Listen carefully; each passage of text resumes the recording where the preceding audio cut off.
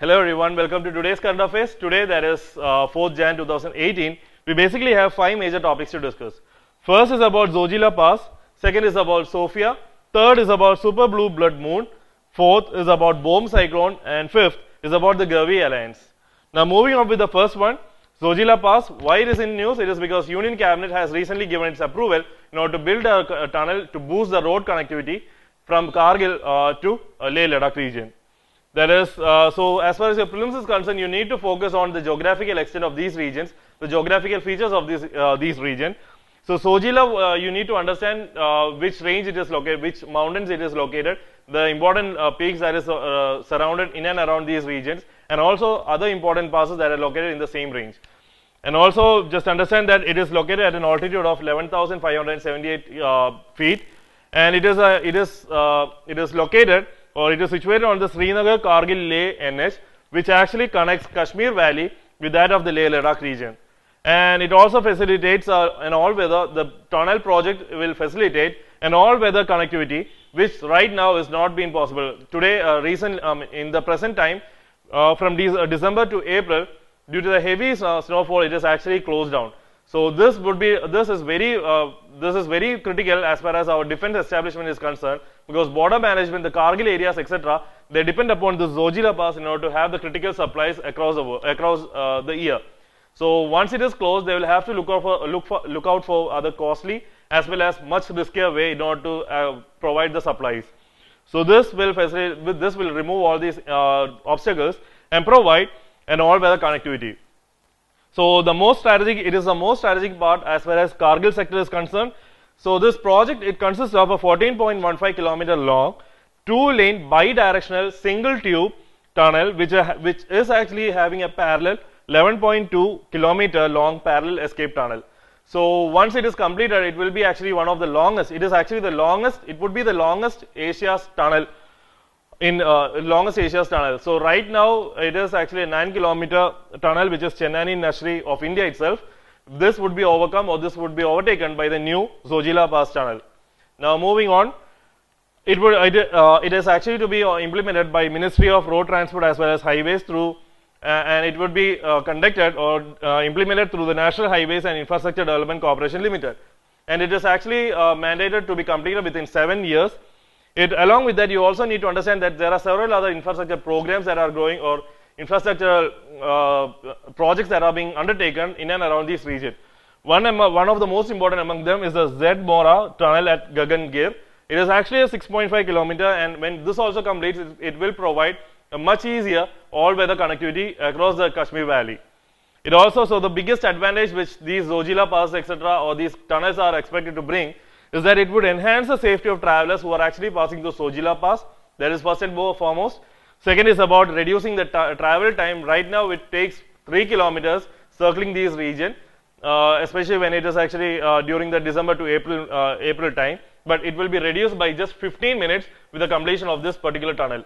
And also uninterrupted supplies to the border post will also be provided with this tunnel. Along with that, you also need to understand that with the upcoming of these tunnels, what is the advantage that this Kashmir Valley is going to achieve is that there will be a huge inflow of tourists across the year. So this will generate more employment as well as generate more living wages, for the ordinary Kashmiris, which is very important as far as right now India is concerned. Now moving on, next is about Sofia. Why it is news now? Right now, please don't misunderstand it or mistake it with currently the new one, that is a robot that has been given citizenship in Saudi Arabia. This is a completely different one. Sofia is actually a stratospheric observatory for infrared astronomy, and it is actually currently the largest airborne observatory in the world. So largest airborne means it flies actually across the world. So it is capable of making observations that are impossible even for the largest as well as the highest ground-based observatories located across the world. So as far as what exactly Sofia consists of, it is actually a Boeing 747 SP jetliner which is being modified in order to carry out a 100-inch diameter telescope. And it is actually a joint project of NASA along with German Aerospace Center, that is DLR. So the telescope actually has been mandated or has a capacity in order to observe the infrared universe. So how it works, actually it travels or it flies at an altitude of 39,000 to 45,000 feet. So the biggest advantage is that at that particular point the presence of water vapor is reduced by 99%. So a majority of the infrared radiation can be actually captured by the telescope that is located or that is situated in this particular Sofia.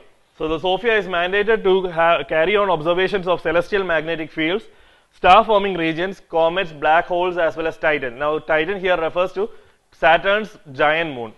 Now as far as infrared astronomy is concerned, how it works is basically because many of the space objects actually today emit, or many of the space objects actually emit a large part of their energy in infrared radiation. Now picking up these infrared radiations and thereby analyzing it helps in unraveling the mysteries of universe. So this Sofia actually has this telescope which is actually mandated to carry out observations in this particular infrared radiation region. Now the biggest advantage that Sofia offers is that extreme cosmological distances such as the distance between galaxies that are actually in the very early universe, the redshift, etc., can actually be studied in a much easier manner with the use of this Sofia. And also the predecessor of Sofia is actually Kuiper Airborne Observatory, and please understand that Sofia is actually much advanced level of this Kuiper Airborne Observatory. Now there are other observatories also, but they are not airborne, they are actually spaceborne, they are located in the space. There are Spitzer Space Telescope as well as Herschel Space Observatories. So the details have been given in material, please go through it. Now moving on, the next important one is super blue blood moon. Why it is in news? It is because for once in 150 years this phenomena happened, and this Jan 31st this phenomena is going to occur. Now what exactly super blue blood moon is all concerned about? What you need to understand is that you need to understand what exactly blue moon is, what exactly blood moon is, and also what exactly super moon is. A culmination of all these together actually forms super blue blood moon. Now blue moon is actually happens when two full moons happens in the same calendar month. So it happens once in 2.5 years. Next is about blood moon. What exactly blood moon is? It happens in a total lunar eclipse when the full moon lines up with the sun as well as earth. Now super moon, what exactly super moon is all about? Super moon is when a full moon coincides with the closest part of the earth, and as a result what happens is that moon would be seen a much greater size when you compare with the normal days. So when all these together coincide, you form this super moon, and it happens once in 150 years. So moving on, details have been given in material, please go through it. Now bomb cyclone, why exactly bomb cyclone is important or it is in news? It is because right now bomb cyclone is being forecasted to be reaching or to be formed in the regions of United States of America. So what exactly bomb cyclone is very important from your prelims point. It is also known as explosive cyclogenesis or bombogenesis. It occurs when the central pressure of the low pressure area, it dips by 24 millibars within the past 24 hours. So as a result, what happens is that violent winds can actually spiral in, developing around this particular system. And this right now the bomb cyclone that is being predicted in the USA is actually stated to bring in frigid winds, freezing rain, as well as snowfalls also. Now this is not a rare phenomena. This actually occurs, that is 40 to 50 bomb cyclones actually happens across here, but majority of them happens in the ocean. That's the reason why they are left, or they are unobserved. So right now this is coming, it's very important. Details have been given in material, please go through it. Now moving on, the next and the last one is about GAVI, that is Global Alliance for Vaccination and Immunization. So why it is in news, I will discuss it later, but right now please understand that Bharat Biotech has actually come up with a new typhoid vaccine that is known as Type Bar TCV, which has recently received WHO's pre-qualification, and as a result it has been allowed for health as well as humanitarian organizations such as UNICEF, Gavi as well as Pan American Health Organization in order to procure it for conducting their public health vaccination programs that are conducted across the world. Now, why it is in news? It is because Gavi has actually procured nearly 85 million, or actually has given an order for 85 million US dollar worth vaccines for conducting these programs in Gavi supported regions or Gavi supported countries. Now, what exactly Gavi is all about? Gavi is actually an international coalition of partners which includes national government, international organizations as well as philanthropic organization which includes the Gates Foundations, etc.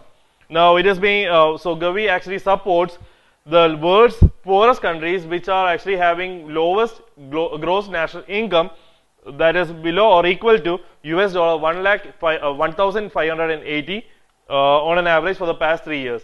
Now, please understand that this global gross national income is actually set out or released by World Bank every year. So, as far as your prelims is concerned, you also need to understand what exactly type bar TCV is all about. Type bar TCV is actually world's first typhoid vaccine that has been clinically proven. So, it is completely safe for even a 6-month-old infant to take it. And a single dose offers 87% protective efficacy when you come against the typhoid disease. So, though it has been approved by India, it has not formed a part of India's universal immunization program. And also, typhoid fever, as far as the prelims is concerned, you also need to understand it under general science that typhoid fever is caused by food contamination as well as water contamination, and it is caused by a bacteria that is known as Salmonella typhi or S. typhi. Now, next, we have also covered Society for Affordable Redressal of Disputes, that is PODS, as well as LEED certification. Please go through the material, it is given in material. And that's about today's current affairs. Thank you.